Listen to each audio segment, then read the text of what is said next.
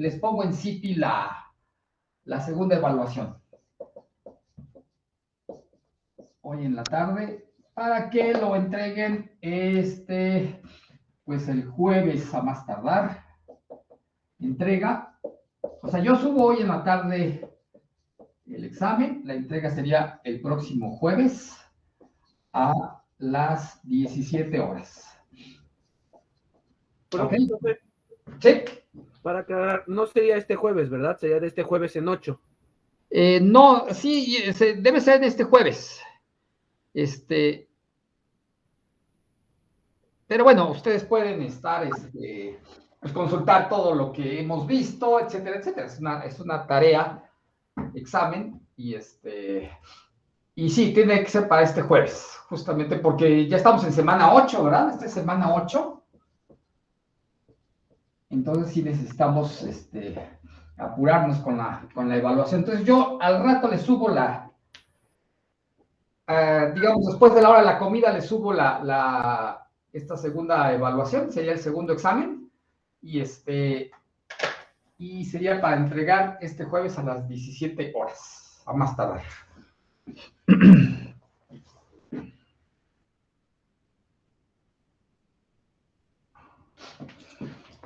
Bueno, entonces vamos a ir empezando. Se ve bien lo que acabo de escribir, porque ya saben que los plumones rápido se acaban. Entonces, a lo mejor no es la iluminación, sino los plumones lo que el problema. Entonces, ¿se ve bien lo que acabo de escribir?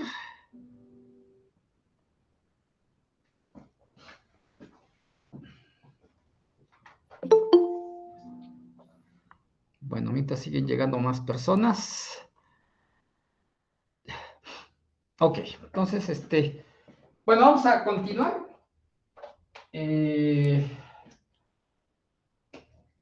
Vamos a continuar. Bueno, la vez pasada, en la clase pasada, ya introdujimos lo que es la distribución de Poisson. Entonces voy a retomar un poco eso para hacer algunos ejemplos más con la distribución de Poisson. Entonces, la clase sería como la clase 21. Es la clase 21, que creo que no he subido, nada más subí la clase pasada a CIPI, entonces también al rato que le suba yo el segundo examen, también le subo la clase número 21. Y bueno, como ya introdujimos la distribución de Poisson, entonces vamos a hacer algunos ejemplos con esta distribución.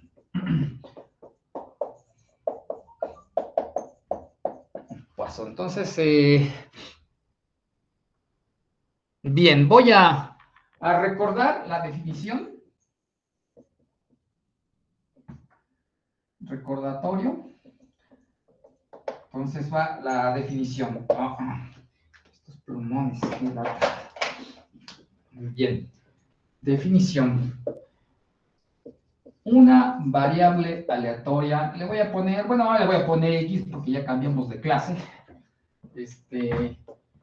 Tiene distribución de Poisson.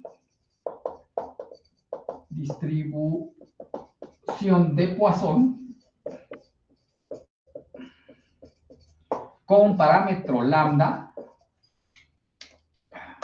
con parámetro lambda, un número positivo, si ocurre lo siguiente. ¿Puedo borrar el anuncio de arriba para continuar?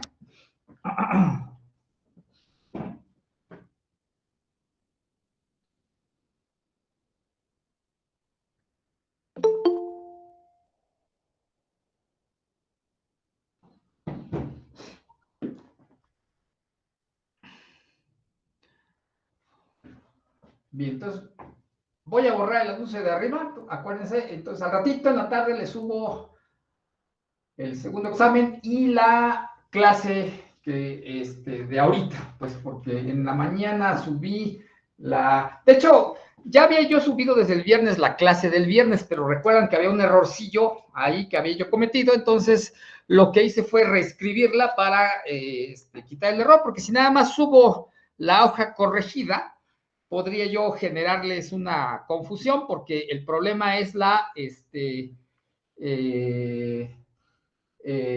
como era una hoja intermedia, podría generar alguna confusión, por eso es que reescribí toda la clase del viernes, la subí hace rato, y ya está corregido aquel error, pero no subí la clase que vamos a dar ahorita, entonces, así que al rato le subo dos cosas. Voy a borrar la parte de arriba para seguir con el recordatorio de qué es la distribución de Poisson. Recordar incluso el teorema, aunque ya lo probamos, pero lo que sucede es que hay que interpretarlo, hay que entenderlo, su significado, además de la formulación matemática, cuya prueba pues ya hicimos la vez pasada. Bueno, entonces, la variable aleatoria X tiene distribución de Poisson con parámetro lambda si sus posibles valores son los enteros no negativos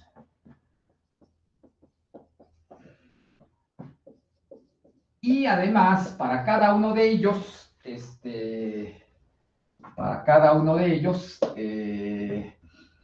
y para cada número K que sea número no negativo, se tiene que la probabilidad de que la variable aleatoria tome el valor K es a la menos lambda por lambda a la K entre K factorial. Entonces, eso es la distribución de Poisson. Ajá. Entonces, a ver, antes de empezar con los ejemplos, voy a hacer un comentario que lo he venido haciendo, pero lo que quiero es destacar, pues, un detalle, pues, que seguramente ya han de haber notado. Entonces voy a borrar aquí abajito para hacer un comentario. Y que ya lo he hecho en otras ocasiones, pero posiblemente se olvide.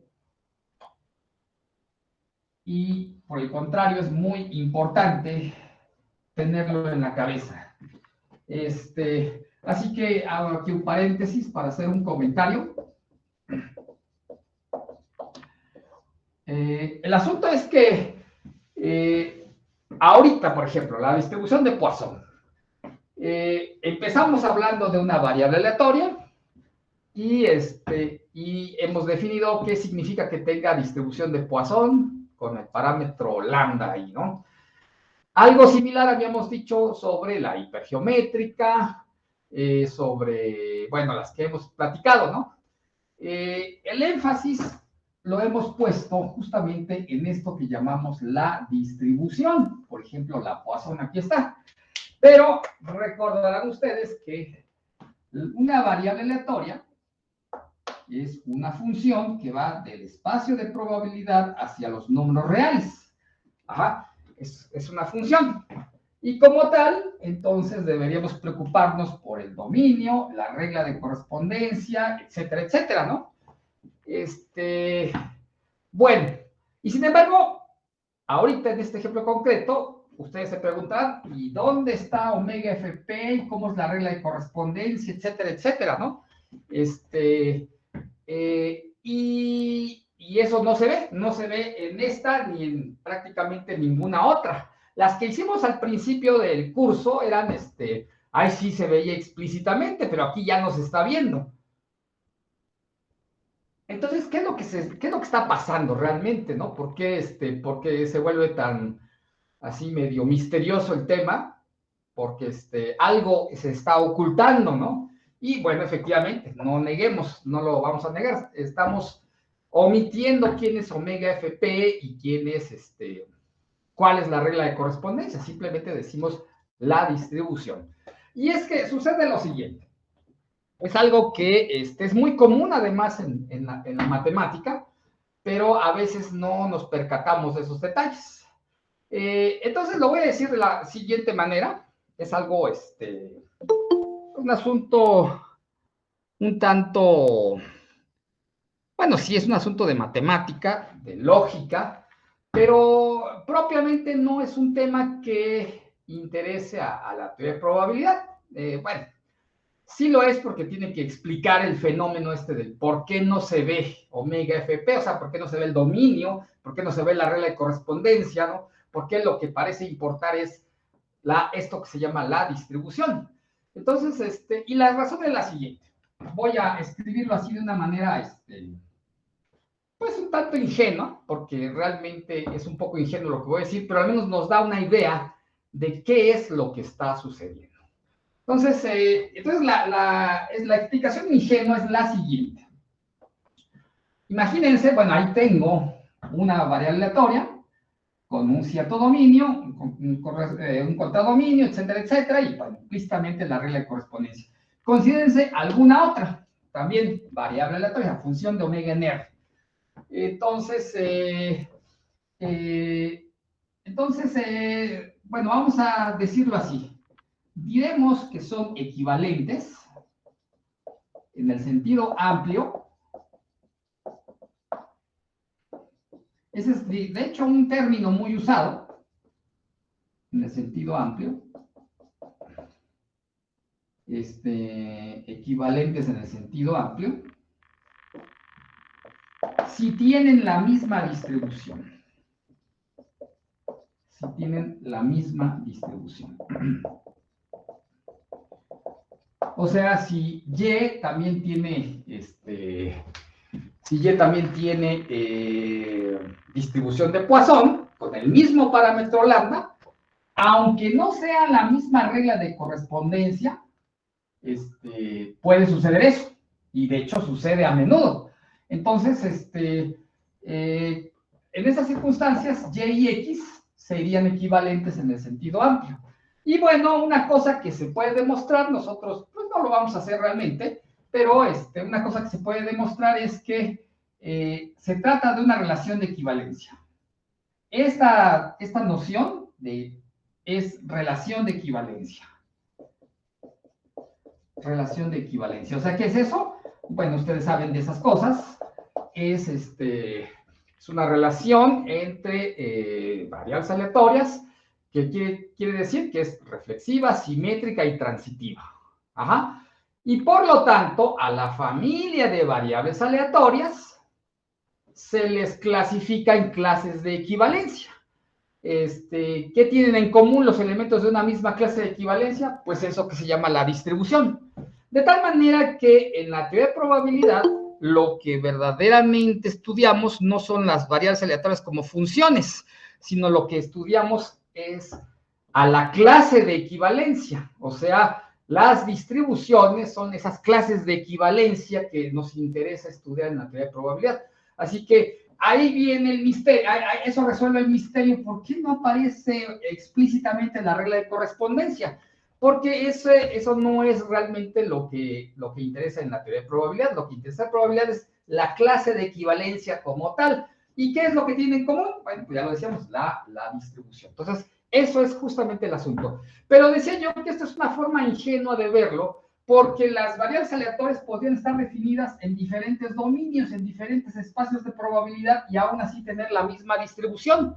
Entonces, cuando uno considera de esa manera tan amplia el asunto de que se vuelven clases de equivalencia y todo eso, ya se vuelve un problema mucho más complejo desde el punto de vista de la lógica. Literalmente nos salimos de la lógica de los conjuntos y entramos a una lógica mucho más sofisticada, la lógica de las categorías, ese tipo de cosas, de tal manera que tener un resultado o demostrar un resultado como este que está aquí escrito, ya se vuelve de un nivel de complejidad mayor. Así que si ingenuamente pensamos que las variables aleatorias están definidas sobre el mismo espacio de probabilidad, bueno, esto no es tan difícil de demostrar. Pero cuando hacemos cambiar y consideramos todos los posibles espacios de probabilidad, cuidado, porque entonces nos metemos en una cosa de un nivel de complejidad bastante mayor, ¿no? Entonces es como cuando les hablan del conjunto de todos los conjuntos y cosas por el estilo, ¿no? Ahí hay que pensar en otros términos, de tal suerte que Por eso es que no nos metemos con ese tipo de cosas.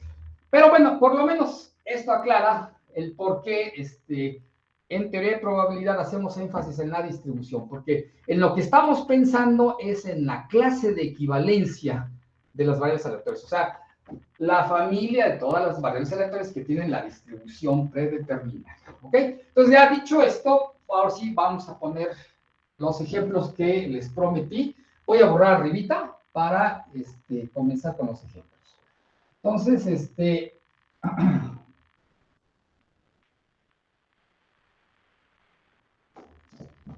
y bueno, de hecho, una cosa que a mí me llama la atención entre los profesores de análisis es que son, profesores de análisis que no les gusta mucho la teoría de probabilidad, pero cuando tienen que enseñar cosas como teoría de la medida, como que no les gusta la idea que acabo de exponerles y cuesta mucho trabajo convencerlos de que lo verdaderamente importante, aún en eso que se llama la teoría de la medida, no es la regla de correspondencia, sino es eso que se llama la distribución. Pero ya serán discusiones que tarde o temprano se irán resolviendo, ¿no?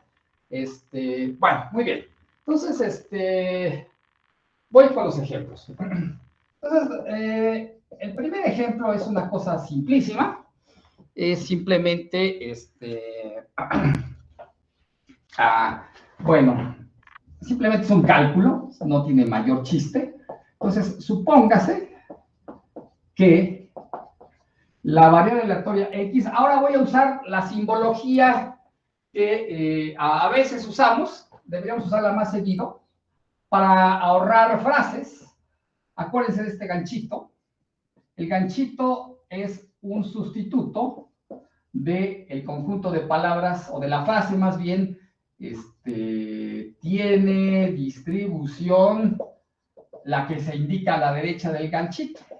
Entonces, en este caso, así que el ganchito simplemente es un sustituto de esta frase y tiene distribución, y en este caso Poisson con parámetro lambda. Y bueno, nos están pidiendo, supóngase que, de hecho, nos están diciendo que el parámetro es 1, entonces supóngase que lambda es 1, y hay que calcular la siguiente o las siguientes probabilidades. Entonces,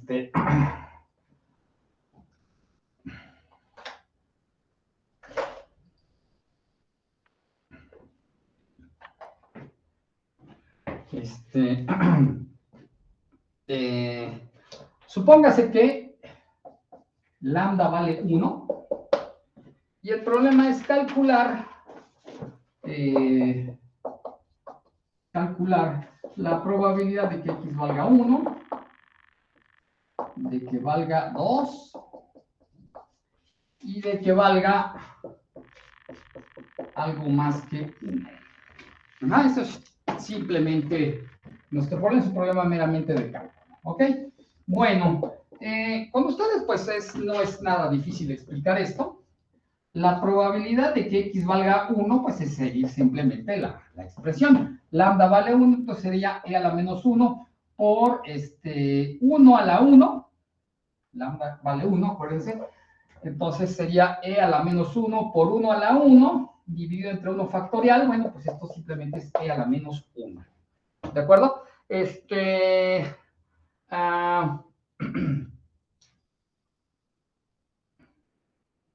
Bien, la probabilidad de que x valga 2 sería, acuérdense cuál es la expresión, e a la menos lambda, lambda al cuadrado entre 2 factorial. Entonces, ¿esto qué me va a dar? Me va a dar e a la menos 1, la lambda vale 1, 2 factorial es 2, así que es e a la menos 1 entre 2. ¿Está bien? Y la probabilidad de que x valga algo mayor o igual que 1, voy a borrar aquí arribita. Bueno, pues más hay que prestar atención en lo que va a ocurrir. La probabilidad de que x sea mayor o igual que 1. Entonces, que sea mayor o igual que 1 es que es o igual a 1, o igual a 2, o igual a 3, etcétera. Pero aquí, a diferencia de las anteriores variables aleatorias, aquí lo que tengo no es un número finito de sumandos. Lo que tengo es lo que en los matemáticos llamamos una serie, o sea, la suma de una cantidad numerable de términos. Entonces aquí sería la suma desde que K vale 1 en adelante, ¿de acuerdo? Así que de lo que se trata sencillamente es sumar desde que K vale 1, ¿qué cosa? E a la menos lambda por lambda a la K entre K factorial, ¿de acuerdo? Entonces, eso es esta es la primera vez en que nos enfrentamos con la probabilidad de calcular un cierto evento, pero calculando una serie. Y bueno, creo que ustedes apenas están estudiando series, pero a final de cuentas de lo que se trata es tomar el límite cuando n va a infinito de la suma desde que K vale 1 hasta n de eso que está ahí escrito. ¿Ok? Bien, entonces en esas circunstancias, ¿cómo le hago? Porque bueno, lo más apropiado sería calcular explícitamente el valor de esa serie, el valor de esa suma infinita, pero generalmente eso no se puede, ¿no? Por eso es que nos solemos conformar con saber si la serie converge o diverge, y ahí aparecen todos los criterios aquellos de convergencia, ¿no? Que si la regla del cociente, la regla de la raíz cuadrada, una serie de cosas, ¿no? El criterio del cociente, el criterio de la raíz cuadrada, y ya con que sepamos que converge o diverge, solemos conformarnos con eso, porque el cálculo explícito suele ser muy difícil, si no es que imposible. Sin embargo, aquí, a veces, como en este ejemplo, sí se puede hacer el cálculo explícitamente. Y bueno, aquí me voy a apoyar de algo que conocemos, que es el método de calcular la probabilidad por el complemento. ¿Y cómo es eso? Bueno, ¿cuál es el complemento de que x sea mayor o igual que 1? O sea, ¿qué es lo contrario? Pues lo contrario es que x sea 0, ¿verdad? Porque los valores de la distribución de Poisson empiezan en 0, 0, 1, 2, 3. Aquí me dicen que tome un valor mayor o igual que 1, entonces lo contrario sería que tome algo menor estrictamente que 1, pero eso significa que x debe ser 0. Y por lo tanto, la probabilidad de que x sea 0 sería, ¿qué cosa? Pues sería e a la menos lambda por, lambda a la 0 entre 0 factorial, de tal suerte que esto es e a la menos lambda, ¿de acuerdo? Y por lo tanto, entonces, la probabilidad de que x sea mayor o igual que 1 sería 1 menos e a la menos lambda. De tal manera que, si quieren presumir que sí pueden calcular esta serie, bueno, pues simplemente usan este método de calcular la probabilidad del evento complementario y ahí está resuelto el problema, ¿de acuerdo? Entonces, de tal manera que la distribución de Poisson, por complicada que parezca su expresión, es bastante noble en el sentido de que uno puede hacer muchos cálculos con ella, ¿de acuerdo? Bien.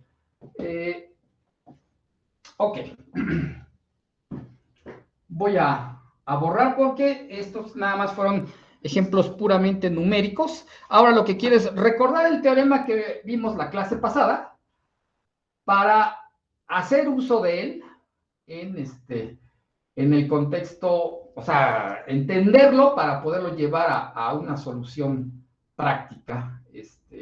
Así que bueno, vamos a borrar. Voy a borrar la parte de arriba por lo menos.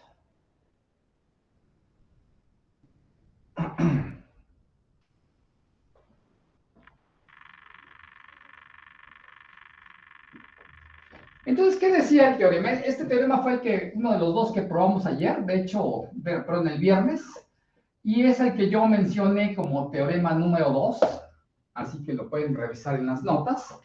¿Qué decía este teorema número 2? Bueno, decía, supóngase que tengo una sucesión de números en el intervalo 0, 1, con la propiedad de que si yo multiplico el enésimo término de la sucesión por n, esta sucesión que se forma tiene un límite cuando n va a infinito y ese límite es algo mayor que 0. La conclusión del teorema es la siguiente. Esto vale para todo acá, entero no negativo. Me está diciendo que las combinaciones de n en k por p sub n a la k por 1 menos p sub n a la n menos k, esto tiene como límite cuando n va a infinito, e a la menos lambda, lambda a la k entre k factorial. Entonces, decía yo, del lado izquierdo del límite lo que se ve es la distribución de binomial, con parámetro Pn, pero la n se va cambiando, y del lado derecho lo que se ve es la distribución de Poisson, ¿ok? Entonces, por esa razón es que este teorema se le conoce como aproximación binomial a la distribución de Poisson.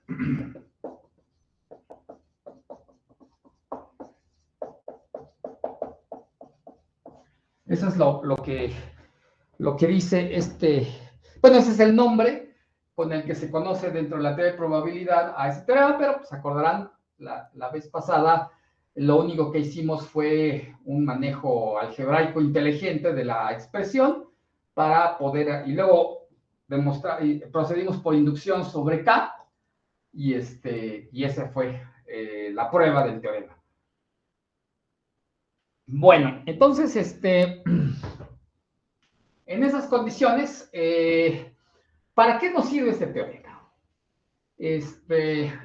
Y eso es justamente lo que quiero yo entender. Entonces, digamos, ¿cómo se usa este teorema en la teoría de probabilidad? Bueno, la respuesta es así. Primero que nada, y de hecho salió como parte de la demostración, noten ustedes que la probabilidad, la sucesión de estas PNs está obligada a irse a 0.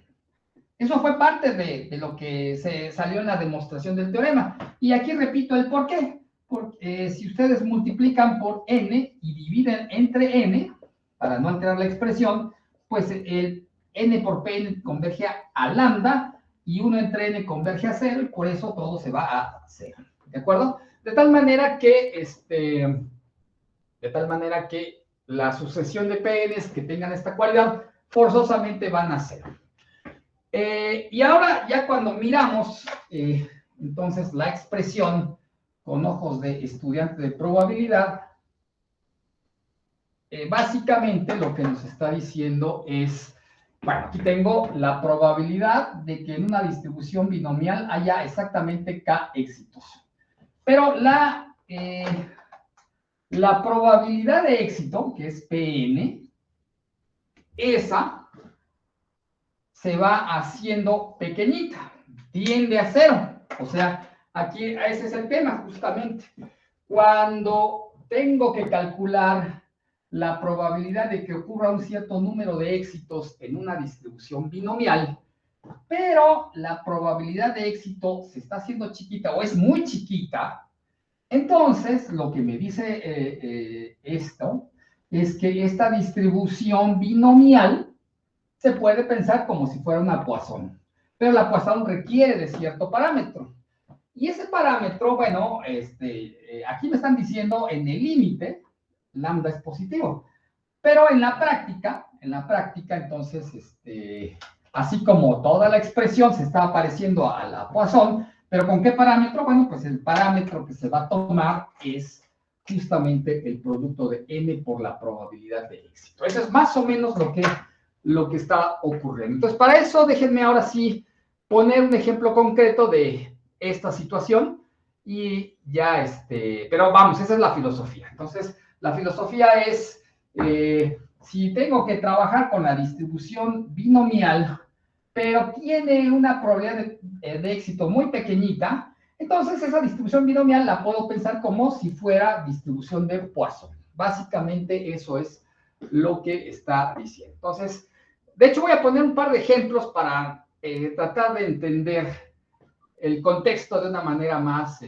más clara, ¿no? Entonces, el teorema en sí, pues no es tan trivial, la prueba no es tan trivial, ya la vimos la vez pasada, pero la manera como se le usa es también una forma que no deja de tener su ingenio. Entonces, pero la mejor manera de entender eso es a través de cómo explícitamente se le usa. Entonces, voy a borrar para poner el primero de los ejemplos sobre el manejo de la distribución de binomial como si fuera de Poisson. Entonces, voy a borrar aquí arriba. Bueno, voy a borrar todo.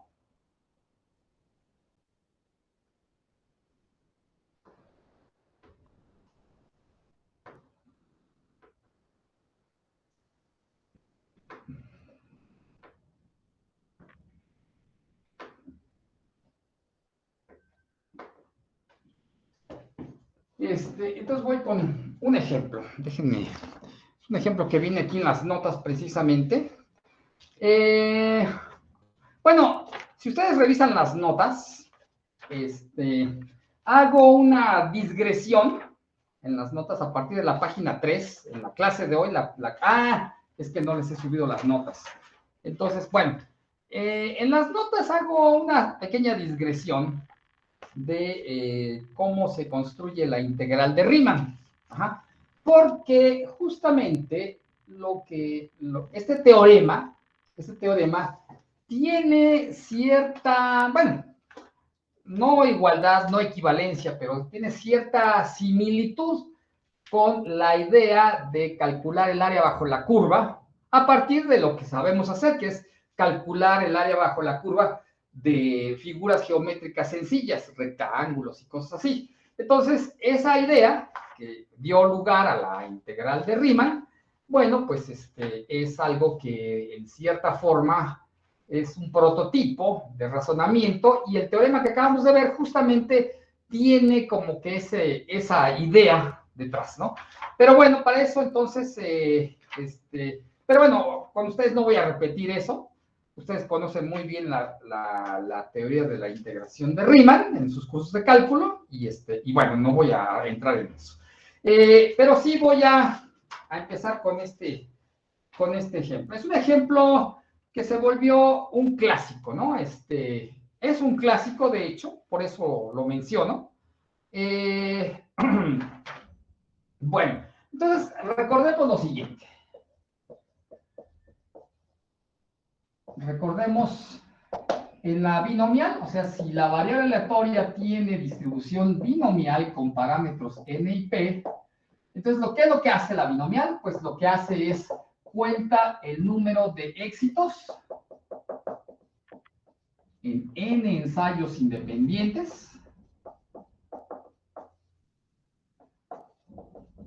y se sabe que en cada ensayo la probabilidad de éxito es P.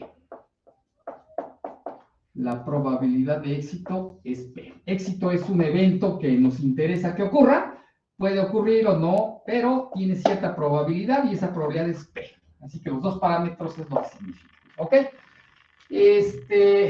Entonces, aquí el punto es que, ya lo hemos visto cuando hemos trabajado con ejemplos concretos, hay que definir qué se entiende por ensayo en cada problema particular y qué se entiende por éxito.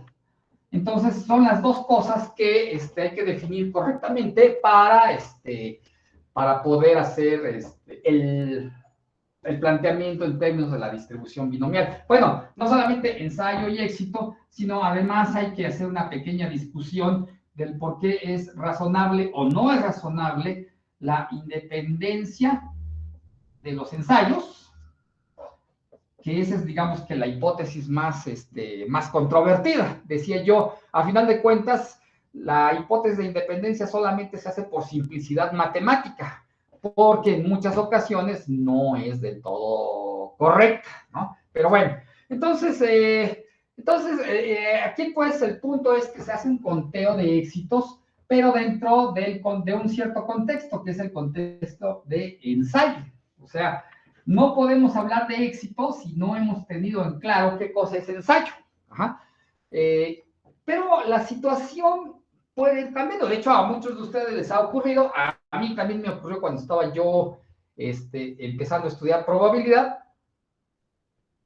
que a veces es fácil identificar el éxito y por la otra parte es un poco más complejo pensar a qué les vamos a llamar ensayo. Pero definitivamente las dos cosas deben quedar clarísimas, de lo contrario podríamos hacer un mal uso de la distribución binomial. Entonces, aquí pues es básicamente lo que de alguna manera quiero retomar, ¿no? Entonces, bueno, lo adelanto de una vez. En la distribución de Poisson, también se hace un conteo de éxitos. En la distribución de Poisson. Entonces, insisto, esto que estoy diciendo más bien es de un carácter práctico para aprender a usar la distribución de Poisson en situaciones más bien aplicadas. En la distribución de Poisson, también se cuentan éxitos, como en la binomial, pero la diferencia, y lo voy a poner así subrayado, a mí me gusta usar este término, y ya verán por qué. Entonces, por lo pronto, indico el término y ya en los ejemplos iremos entendiendo qué es esto. Entonces, la Poisson cuenta éxitos, pero en medios continuos. Órale, ¿qué cosa es eso? Ajá. Bueno, entonces, y la situación, pues, la quiero pintar de esta manera.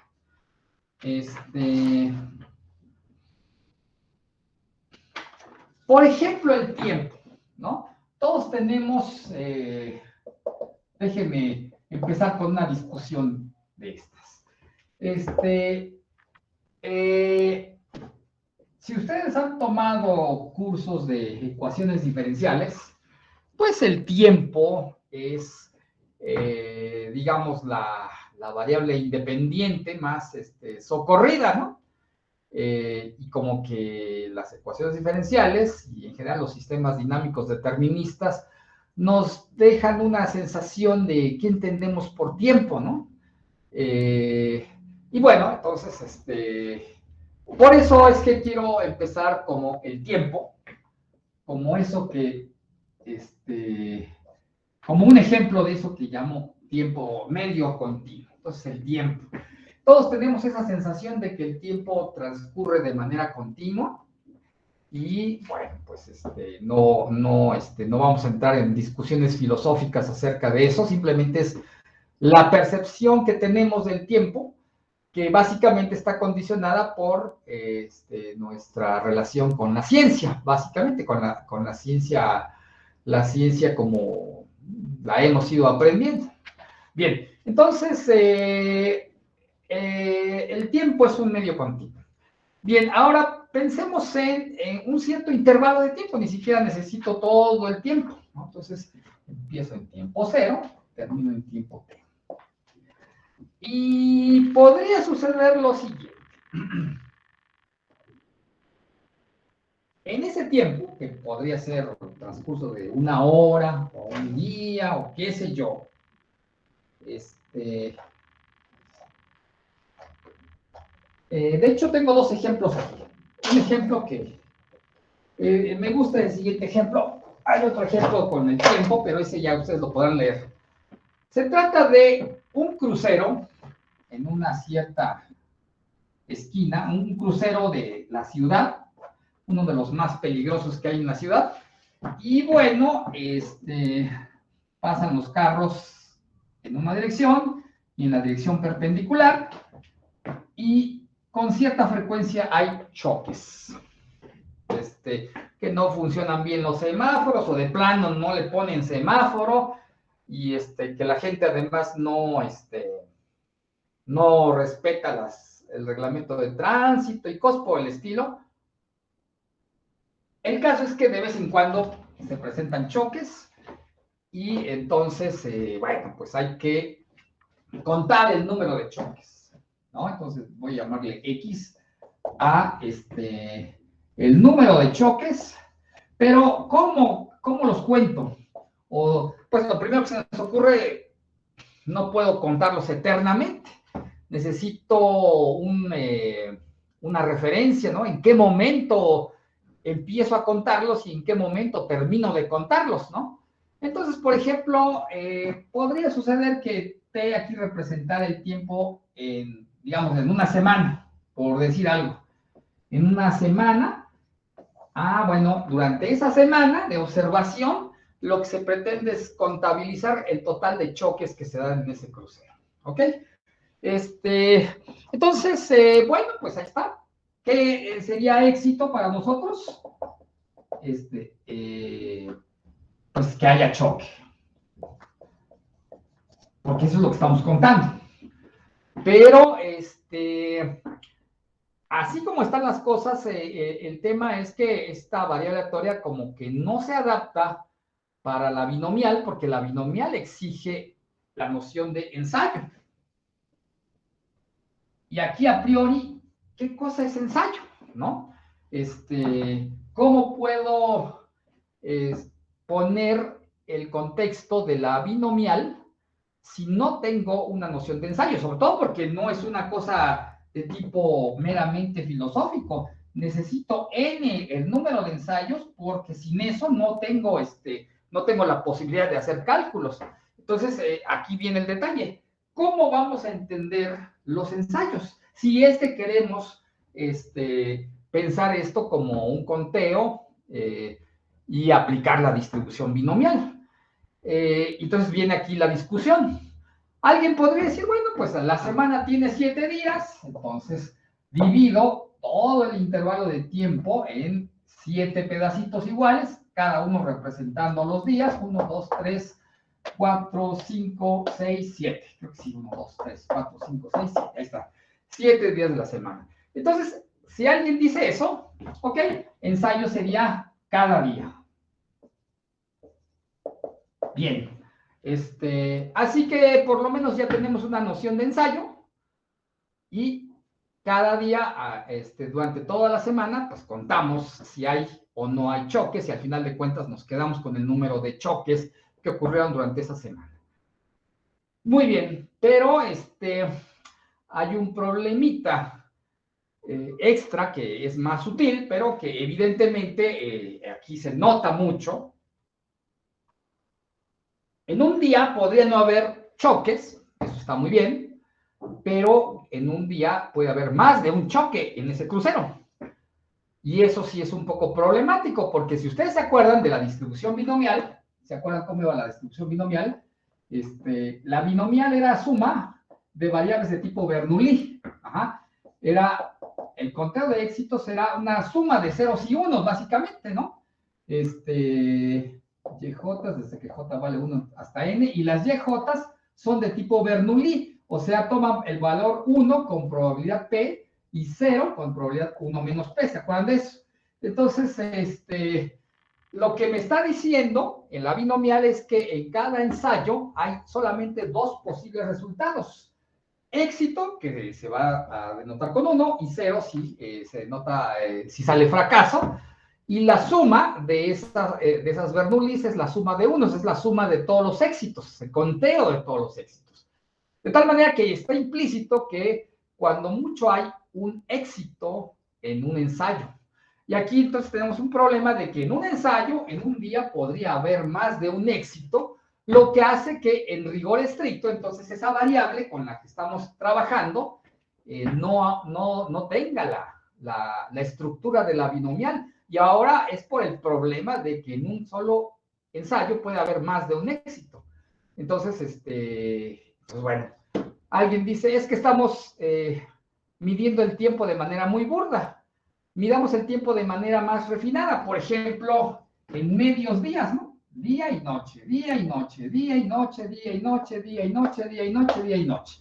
Entonces, en esas circunstancias, bueno, en la primera forma de medir el tiempo que es a través del día, hubo 7 ensayos. Cuando lo hacemos con medios días, pues entonces ahora hay 14 ensayos. Y aún así, Ciertamente, al disminuir el tiempo de observación en cada ensayo, pues disminuimos la probabilidad de que haya más de un choque. Pero aún así, en 12 horas puede haber más de un choque, de tal manera que se volvería a presentar una situación similar. El conteo total de choques, o el conteo total de éxitos en esos 14 ensayos, podría tener el defecto de que haya más de un choque en uno solo de los ensayos. Entonces, uno dice, bueno, ¿y qué tal si divido de manera más refinada el tiempo para bajar la probabilidad de más de un choque en un solo ensayo? Entonces, en vez de dividir por medios días, voy a dividir por horas. Entonces, el primer pedazote, pues ya se divide en 24 cachitos, 24 cachitos, 24 cachitos, etcétera, etcétera, etcétera. De tal manera que ahora cada hora de observación es un ensayo. Ok, ahí en una sola hora, la probabilidad de que haya más de un choque sí ya es muy baja, ¿no? Entre otras razones porque, pues, al haber un choque, tiene que detenerse el tráfico, los mandan por otro lado, de tal suerte que, pues ya disminuye, si no es que se hace cero, la probabilidad de más de un choque en un intervalo de una hora.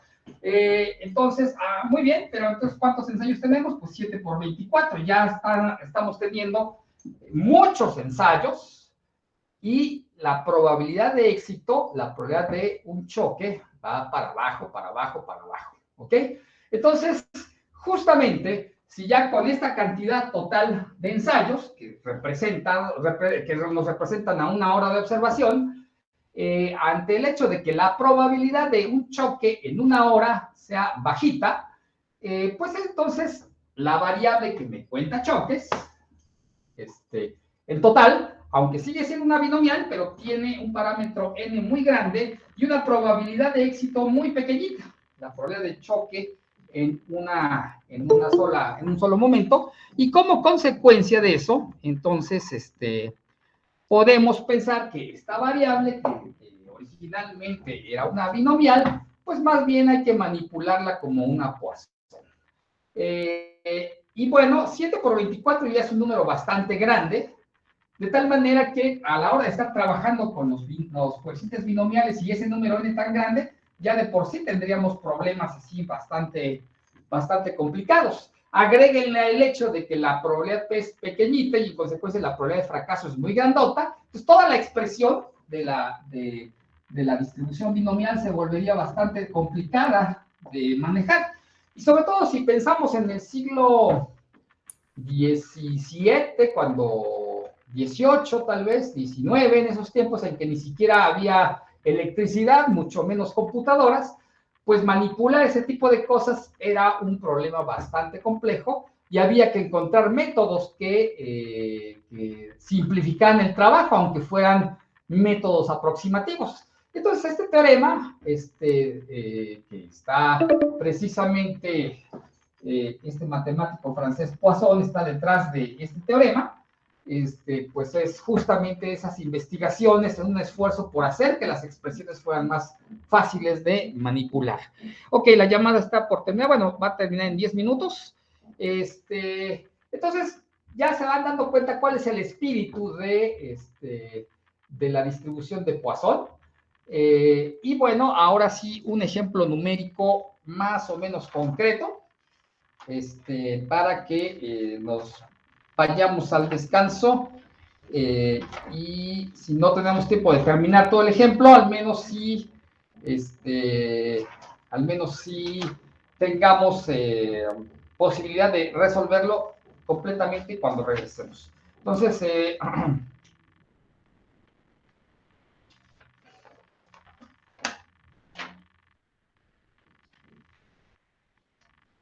nada más déjenme.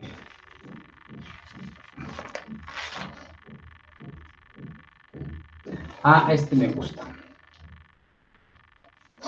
Ok, entonces, este problema lo voy a leer, ustedes es más, mientras estamos en el descanso, yo me ocupo de subirles la clase, para que la puedan leer, la tengan a la mano. bueno, lo leo, ya al rato ustedes podrán leerlo con más tranquilidad.